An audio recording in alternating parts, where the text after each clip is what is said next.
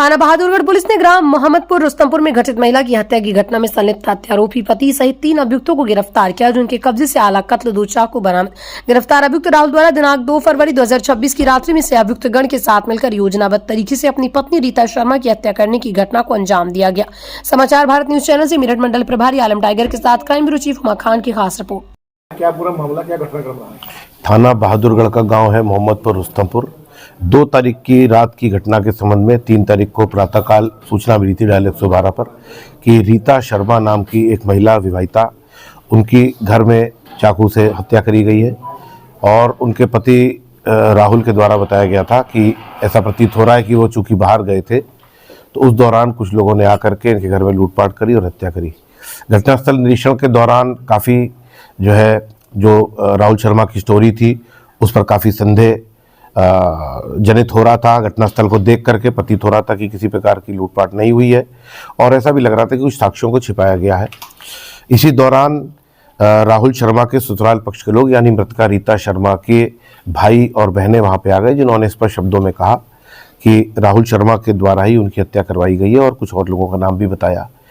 Police के लिए challenge था। हम लोगों ने उसमें 2 बार फील्ड यूनिट भेज करके साक्ष्य संकलन कराया, तमाम और इन्वेस्टिगेशन से संबंधित और कार्रवाइयाँ करी हैं, जिसके बाद ये खुलासा हो गया कि किस प्रकार से राहुल शर्मा ने आपसी जो कलह होती थी उस कलह के चलते अपने साथ में कार्यरत कुछ लड़के उनको बहला फुसलाकर, उनको लालच देकर और पुराना जो इनका कुछ उधार था उसको ख़त्म करने और साथ में बाद में भी और कुछ पैसे देने की बात कहकर उनके साथ मिलकर अपनी पत्नी की हत्या करी थी और इसका पूरा तरह से खुलासा हो गया है। पुलिस ने इसमें राहुल शर्मा जो मृतका के पति हैं और साथ साथ शेर अली और फिरोज़, वो 2 व्यक्ति जो इस घटना में शामिल थे, उनको गिरफ्तार किया है। पूरा घटनाक्रम स्पष्ट हुआ है, आला कत्ल को बरामद किया गया है। सर, इसमें इनके द्वारा कोई कोड वर्ड भी यूज किया गया था हत्या में?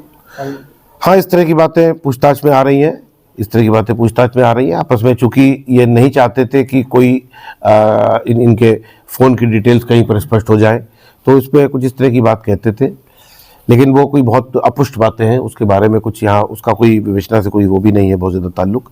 ये बात ज़रूर आई है कि इस तरह की बातें आपस में कोड वर्ड इस्तेमाल करते थे और घर में प्रवेश दिलवाया था राहुल शर्मा ने ही। और 2 तारीख की शाम को ही लगभग 8:30 बजे के आसपास ये घटना कारित करी गई। बाद में अपनी एलिबाई क्रिएट करने के लिए कि मैं कहीं और मौजूद था, एक शादी में भी गए हैं, वहाँ पर फ़ोटो वोटो खिंचाई है और उसके बाद वहीं से ये चांदपुर जाना इन्होंने बताया, जबकि ये घटना पहले हो चुकी थी। और जैसा कि मैंने आपको बताया विस्तार से, 3 लोगों की इसमें गिरफ्तारी हुई, आला कत्ल बरामद हुआ। ये जो कोड वर्ड था इस थोड़ा सा स्पष्ट कर रही हैं कि क्या साड़ी के नाम के पैसे, कुछ ऐसा कोड वर्ड इस तरीके में यूज किया गया था इनके द्वारा हत्या की रकम दी थी? अब इस बारे में देखिए, कुछ आप बता पाएंगे कुछ क्या कहते थे वो? साड़ी के उसमें इनके द्वारा बताया गया था कि साड़ी के नाम पर पैसे हम दे देना, हम साड़ी का शब्द का प्रयोग करेंगे, साड़ी के पैसे दे दो, बस इतना।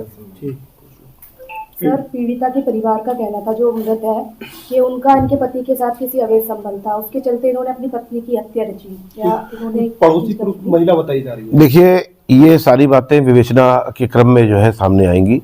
ऐसा कुछ प्रथम दृष्टया ऐसा नहीं प्रतीत हो रहा। मैंने मृतका के बेटे से भी बात करी है इस संबंध में और परिवारजनों से भी बात करी है। इस प्रकार की बात नहीं है, लेकिन अगर साक्ष्य इस प्रकार के आते हैं कॉल डिटेल्स के आधार पे या स्थानीय, ये बात सही है कि इनकी जिस महिला के लिए बात करी जा रही है वो इनकी मृतका पत्नी की पहले मित्र हुआ करती थी और इसी वजह से घर में आना जाना था। सामने ही कॉस्मेटिक्स की दुकान है उनकी।